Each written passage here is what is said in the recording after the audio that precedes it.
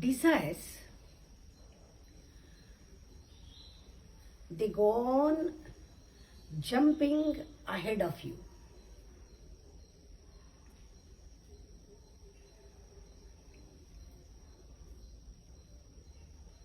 They start asking more and more.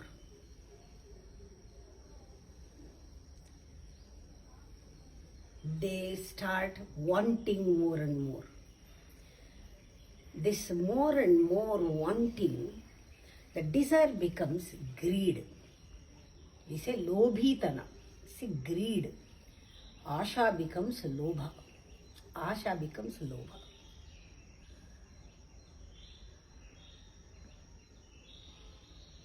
When the greed is powerful than the desire, because it is, the want is more, the power of that craving is more.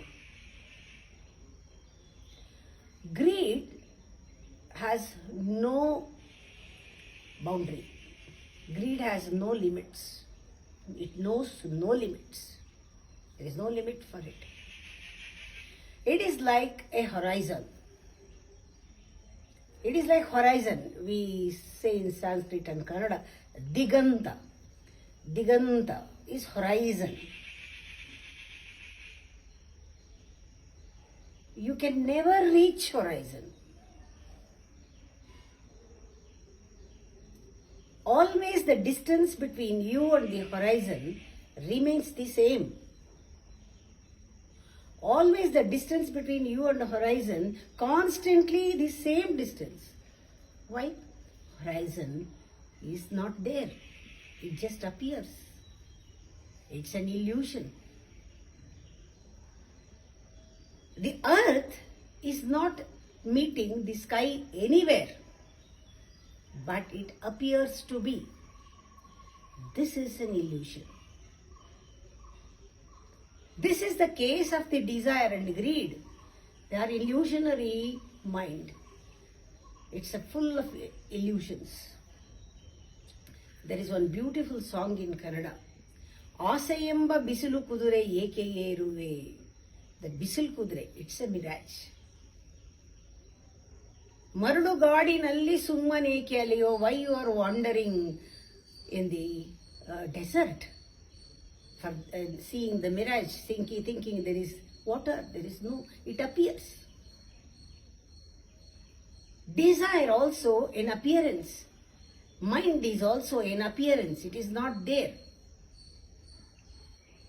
This is the case of the desire. The disturbance is because of the appearance, because of the desire. Desire is the disturbance. See, here observation, experiment on observation is the real Atma Samshodhana. Atma Samshodhana is self-realization. The process of self-realization is observe this. When you observe, don't observe through the mind. That is, there is a difference between science and religion. Where the distance lies is here. Science sees through the mind. But here, it's a subjective observation, subjective thing. It is not objective. We are seeing from silence. When you see the greed in silence, when you see the mind, the desire in greed, how it appears? It appears like a anger. Anger is an expression of that. You can, whenever there is anger, see from a silence, not through the mind. If you see through the mind, there are 100 reasons for the anger. Observe without any reason, without pre-assumptions, without any judgment. Your seeing, watching, observing should be pure and innocent. That is meditation. Without any prejudice, just see. That is the witnessing, looking, watching. When you watch, the anger disappears. It evaporates. You are not seeing through the mind. constantly observing from silence.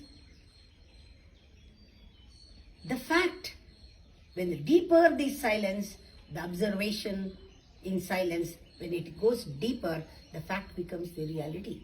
All these days you have not observed in like this because you are seeing through your mind.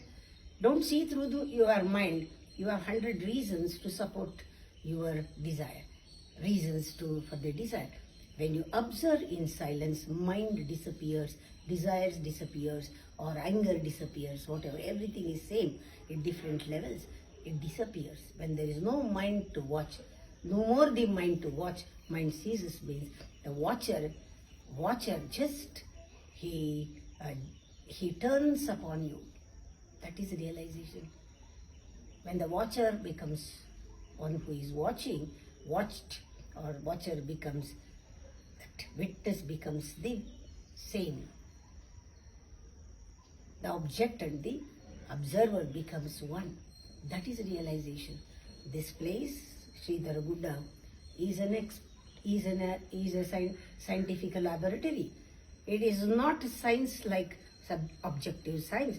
It is self-realization. All the mystical approach, the ultimate aim or the goal of the mystical approach is this: to find the watcher in your own self.